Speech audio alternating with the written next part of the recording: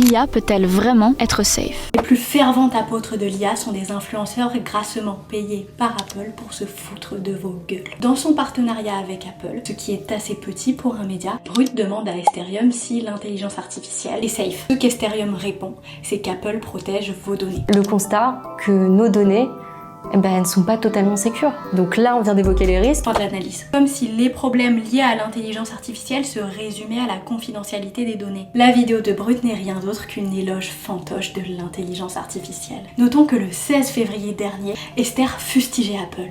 Apple, s'il te plaît, explique-moi. J'ai pas compris. Lorsque critiquer Apple fait le buzz, Esther le fait. Et lorsque faire la promotion d'Apple fait le buzz, Esther le fait. Il n'y a rien de plus cynique que ce manque de principe. Le compte d'Esther n'est rien d'autre qu'un catalogue de miracles technosolutionnistes. Comme si l'intelligence artificielle était la réponse à tous nos problèmes. Même si Esther reconnaît le caractère polluant de l'intelligence artificielle, bien évidemment, elle a une solution miracle en partenariat avec Engie. Dans sa vidéo, elle explique que l'intelligence artificielle permet d'optimiser la gestion de l'énergie et donc réduire les déchets. Comme si la solution à la question du réchauffement climatique, c'était toujours plus de technologie et non pas une remise en question profonde du système. Visiblement, les plus fervents techno-optimistes n'ont pas retenu la leçon de Prométhée. Nous souhaitons régler des problèmes que nous avons provoqués nous-mêmes à l'aide des techniques qui les ont provoqués. C'est du technosolutionnisme. Comme vous le savez, l'intelligence artificielle a des coûts énergétiques et hydriques colossaux et vous pouvez aller voir mon article sur Substack à ce sujet. Et si des marques comme Logitech, Microsoft,